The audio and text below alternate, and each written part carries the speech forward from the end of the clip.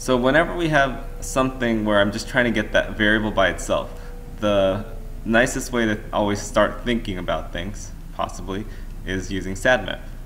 And that's in fact the case we're going to use here. So we want to just undo everything, so we're going to use the order of operations backwards to undo it.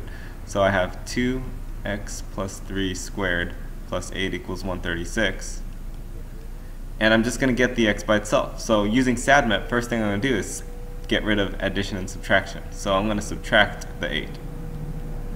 And this leaves me with 2 times x plus 3 squared is equal to 128. Next, I get rid of multiplication division. Remember, we're trying to undo everything, not trying to actually work this out. So to undo this times 2 here, do not distribute. You can't distribute that. What we have to do is undo the multiplication by dividing by 2. And that will cancel this out to 1. Right? So then it cancels out. So what I do to one side, I do to the other. If I divide that by 2, I'm going to get x plus 3 squared is equal to 64.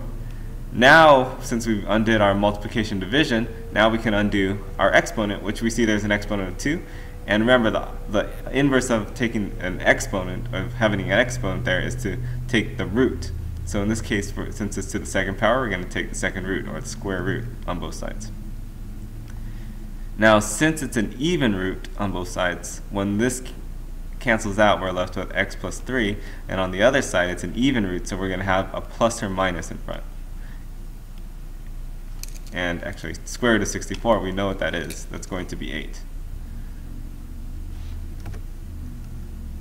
And last, well, now what we got to do is subtract the 3 to get x by itself. So here I'm going to get x is equal to negative 3 plus or minus 8.